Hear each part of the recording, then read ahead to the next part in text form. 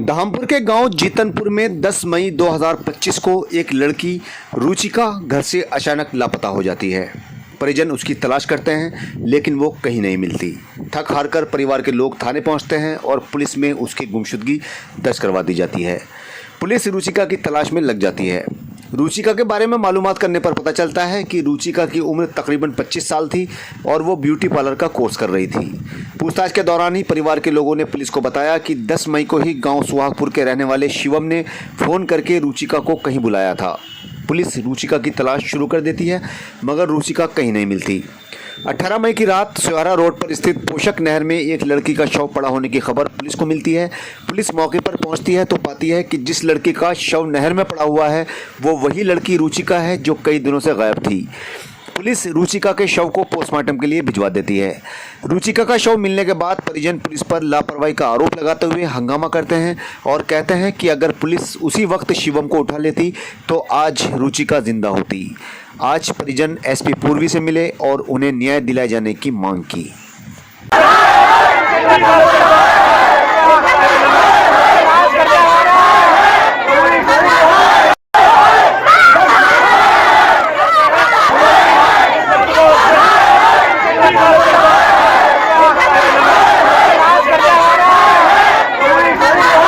मेरा नाम देव सिंह है। कहाँ के रहने वाले? जीतनपुर का रहने वाले हैं।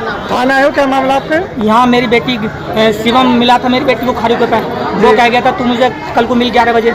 वो मेरी बेटी से गई, वो शिवम मिला था और वो कह रहा था मैं तेरे बगैर मर जाऊंगा अगर तू ना मिली तो मुझे तू 11 बजे मिल। मेरी बेटी से कह के गई वो 11:30 बजे। आपकी बेटी के साथ क्या हुआ है? जी आप सुनिए, पहले सुनो। शिवम ले गया, उसे फ़ोन करके गई और उसने मिलने का जहाँ भी करा होगा वो मिली। उसके बाद मेरी बेटी से कह गई थी मैं ब्यूटी पार्लर चल जाऊँगी।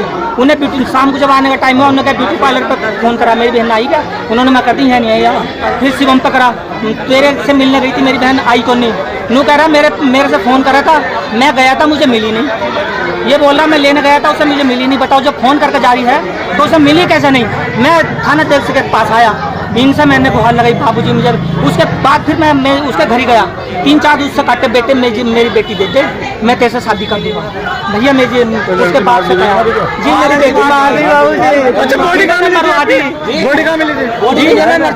इन्होंने मैं नहीं बताया, बिजनौर दी। इन्हें ये बताना चाहिए था जहाँ से मिली कि तुम्हारी लौंडे मिल गई, ये बिजनौर ले गए। बाबूजी हम बहुत मोटा पैसा खा रखा था। मेरी एक ना सुनी, रात में मर्डर हो गया। देखिए दिनांक 16 तारीख को इनके परिजन थाना धामपुर पे आए थे। इन्होंने एक लिखित तहरीर दिया था कि इनकी बिटिया जो है वो गायब हो गई है। इन्होंने नेम्ड तहरीर दिया था। तहरीर के आधार पर मुकदमा तत्काल पंजीकृत कर लिया गया था। तहरीर में इनके द्वारा बताया गया था कि दिनांक 10 तारीख को वो लड़की अपने घर से चली गई थी, परंतु तहरीर इनके द्वारा 16 तारीख को दिया गया था और हम लोगों ने तत्काल मुकदमा पंजीकृत कर लिया। इसी दौरान लड़की की खोजबीन जारी रही और उस लड़की की डेड बॉडी जब एक नहर में मिली तो तत्काल परिजनों को सूचित किया गया। परिजन मौके पर आए, उन्होंने शिनाख्त किया। आगे की विधिक कार्रवाई करते हुए पीएम कराया गया। पीएम कराने के बाद डेड बॉडी परिजनों को सौंप दिया गया है। उन्होंने उसका अंतिम संस्कार भी कर दिया। इसके बाद विवेचना आगे जारी की गई। जिस व्यक्ति को उन्होंने नेम्ड किया है उस व्यक्ति से भी पूछताछ की जा रही है। जो भी तथ्य प्रकाश में आ रहे हैं उसके आधार पर हम आगे की विवेचना करेंगे।